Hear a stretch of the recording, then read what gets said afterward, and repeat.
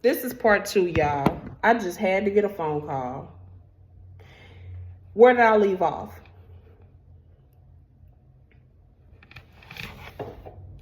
The devil know he trying me. The devil know he trying me, child. But I'm gonna get this done. I'm almost done. This is part 2, because I'm gonna upload my video. But yeah, God knew what it would take to draw me closer to him. So he took me up out of St. Louis. He took me up out of my situation, got me to Dallas, and I drew closer to him than I had already been. I wasn't where I needed to be completely, but I was closer. God's plan includes salvation for those he has chosen. God has so much grace for you. His grace and mercy is made new to us every day. God has so much grace for you. The way he loves us is just unmatched. It's unfathomable. We can't put it into words. God will send confirmations. God will come to you in the midnight hour. God will do a thing that you could never even imagine. All because you are his chosen. He has a work for you to do. You did not go through everything you went through just for you to sit back and say, who got through that? No, it's for you to get up and get busy. You went through it for a reason. God has people for you to reach. I can't talk about how it feels to be homeless if I was never homeless. I can't talk about how it feels to be living in a place under your own name if I had, and on paper you shouldn't have been, if I had never been in evicted moments. And God will take you through a sanctification process. And it can get so ugly. And you never understand what's going on. But it's all for his glory. It's all for his good. You have to trust him at his word. You have to trust him in that moment. You have to go through what you have to go through. Surrender. If you do not surrender, if you do not sacrifice, how do you call yourself a child of God? He did the ultimate sacrifice, the ultimate surrender. And it's okay for it to be hard, because even Jesus was like, if this cup can be taken from me, give it to somebody else to drink. I paraphrase, but you know what I'm trying to say. Jesus was showing so much of the Messiah, and yet his humanness at the same time in so many instances. He was our salvation. He is our salvation. He is the living and true God. He is the one God chose, and yet he still was using his human nature because he wanted to feel our pain.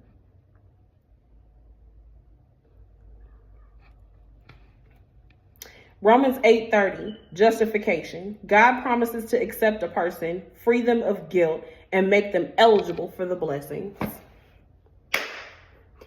God does not call the qualified. He qualifies the call, baby. God qualifies the called.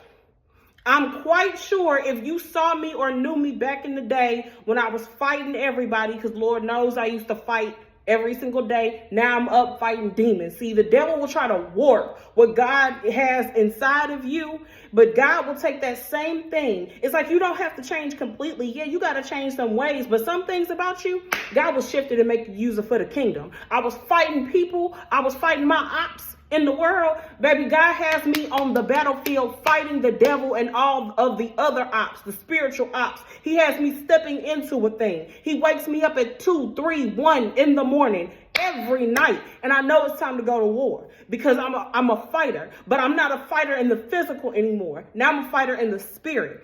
God will justify those whom he has called. You can't say, oh, she out here fighting everybody, da-da-da-da. No, she out here fighting demons. She out here slaying devils. She out here fighting the way she's supposed to fight now. I had to fight in my relationships. God was teaching me that sometimes the devil can be so close to you, you got to learn how to get him up off you. That quick look, get him up off me. Yeah, real quick, real fast.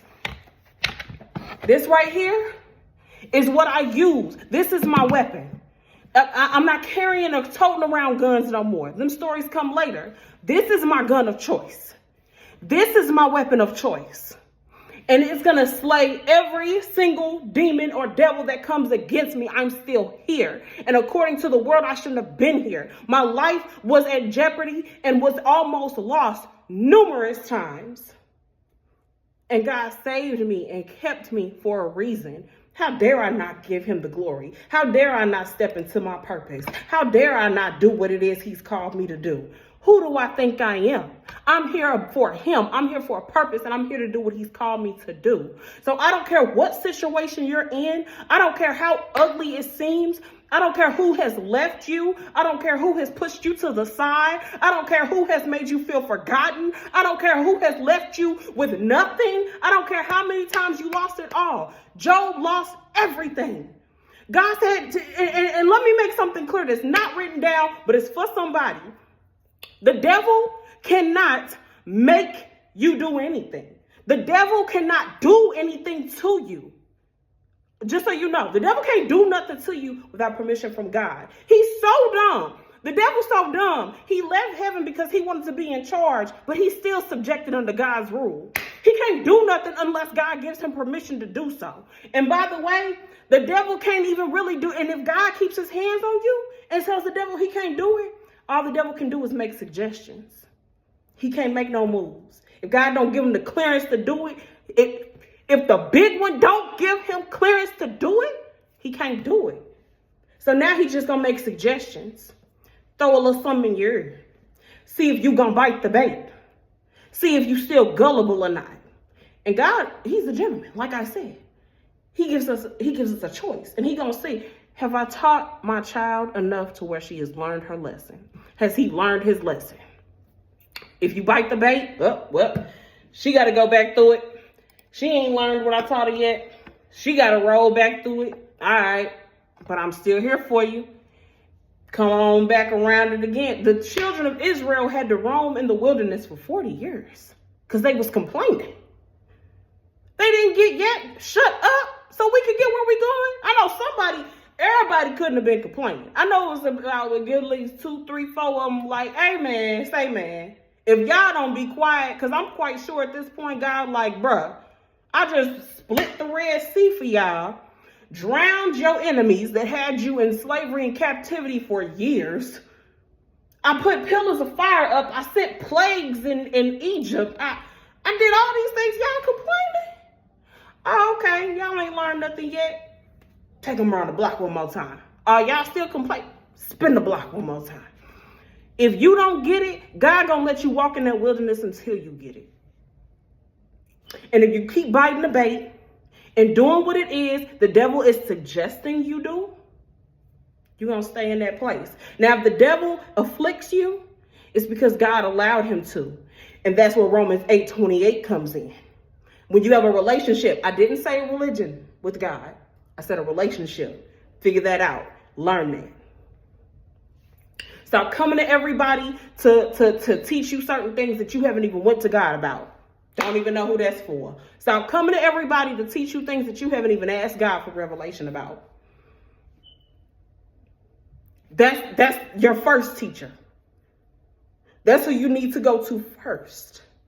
But God will also give you a covering. And he will release you to speak to that covering about certain things. I have one, and I'm so thankful for my leader. I'm so thankful for her. I had an emotional, vulnerable moment last night. And she brought things into perspective that I wouldn't have understood. Get what I'm saying? It's time for y'all to get up. That's all I'm saying. It's time for y'all to get up. Don't use your story as an excuse. Use it as a stepping stone. He will make your enemies your footstool. And he is not just talking about an enemy in the physical sense. The enemy of homelessness, poverty, lack, depression, suppression, all of those things. He'll use it as a stepping stool because I'm standing on mine right now. Everything I went through, I'm standing on it.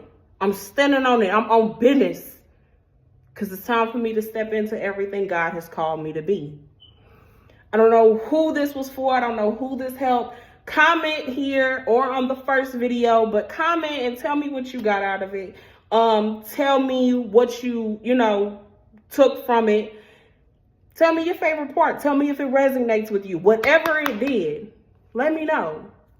Subscribe because I'm dropping a video every Friday. So I'll be back next Friday. Don't know what the date is. Hold on. The 24th. January 24th, I'll be back with another story for you. Trust God in this season. Read Romans chapter 8 in its entirety. Get you a physical Bible. And let's go to work. Purpose or the pain. We in here.